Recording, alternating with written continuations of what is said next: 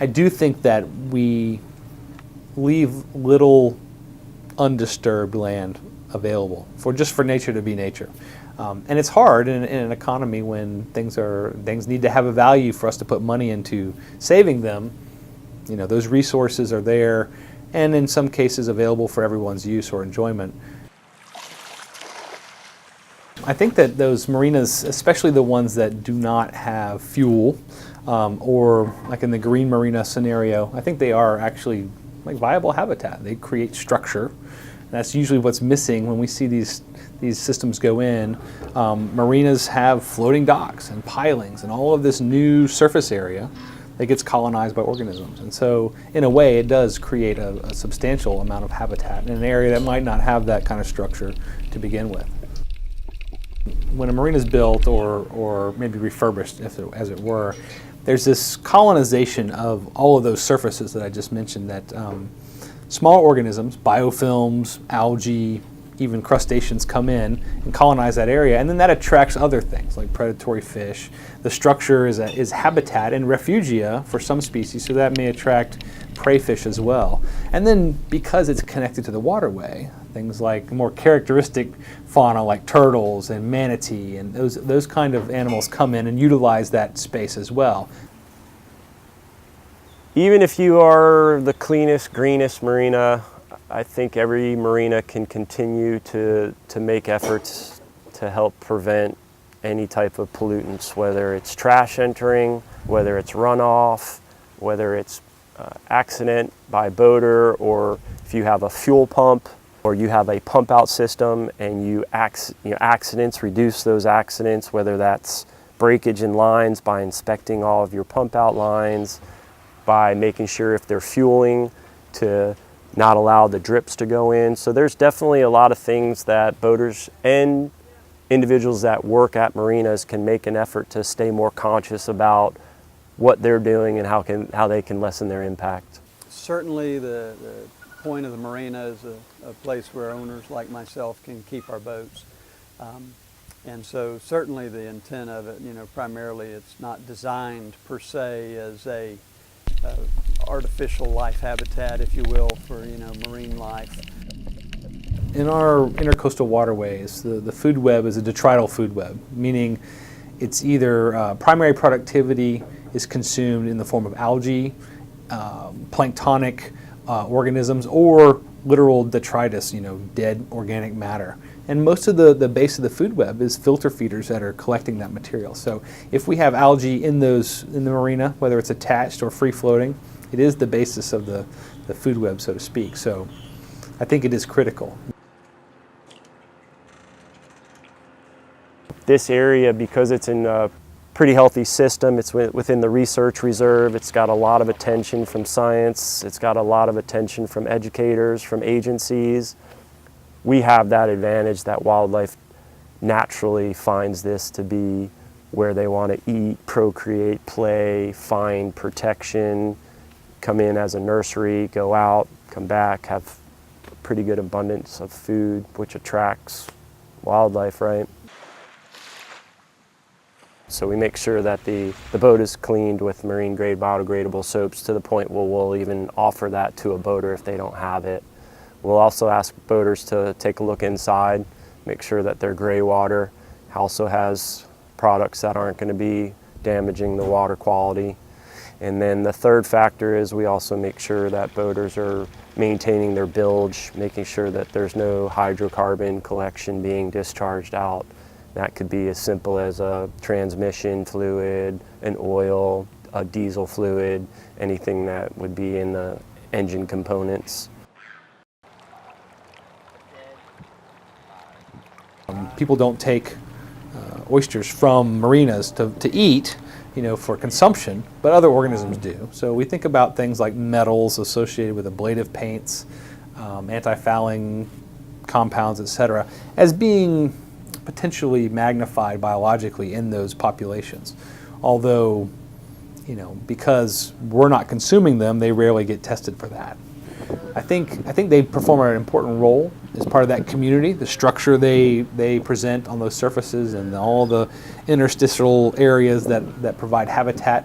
But at the same time, if if water quality degrades, they are also going to be subject to that impact.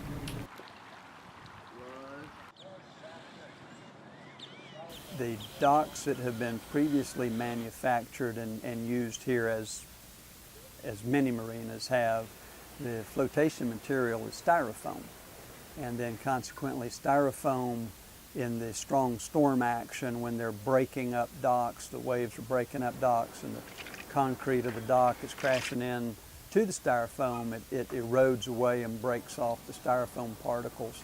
So you do find a significant amount of introduction of what we'll call plastics pollution as a result of styrofoam and storm action. I think probably more dangerous about using styrofoam, though, is what we know.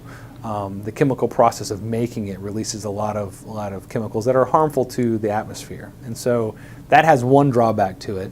The other is that these things will break down to smaller and smaller pieces.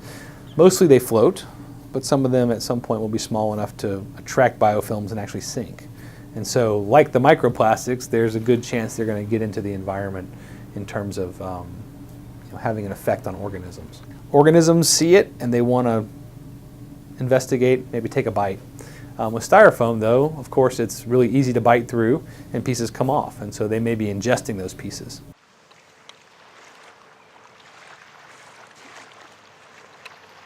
Right, we're moving into times where we've had enough education to understand that our impact has ability to either lessen the damage to the ecosystems or it has the ability to severely threaten them. And I think just through time that green has become a title that slowly everybody is catching up to.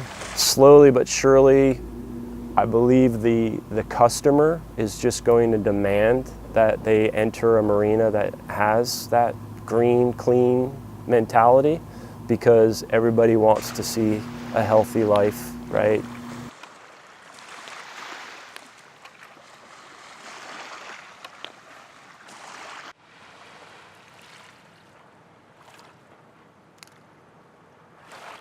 This is something free from the DEP, which is a bilge sock. You've got to make sure that you have the proper spill kits. You've got to buy pillows and you've got to buy boom and you've got to add that to your budget. So it's an advantage to have all the right tools in place if there is a spill, such as a diesel or an oil spill, but then that's a disadvantage financially because you've got to put that in the budget and you've got to replace it every year. Some individuals may look at a native landscape and have the wrong impression.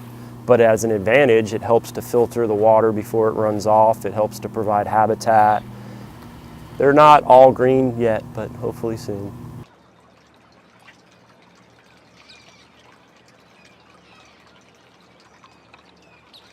I don't know that I would expect the marina industry to do a lot more than what they're doing. As long as the marinas are working to minimize their potential negative environmental impact, then I think the side benefit that they're providing, just by luck, if you will, a artificial reef type environment that brings in marine life, I in the opinion that's about all we need to expect out of the marina industry.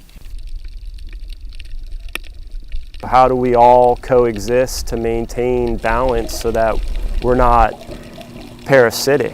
How are we symbiotic?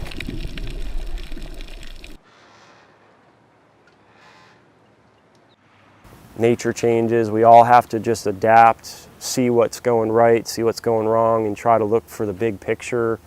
I think the biggest message that I'm hearing is going along with the green and the sustainability is the resiliency. How we're going to look at all the different factors and make sure that we can maintain habitats and communities, coexist and keep on going. We don't have to have something go extinct, right?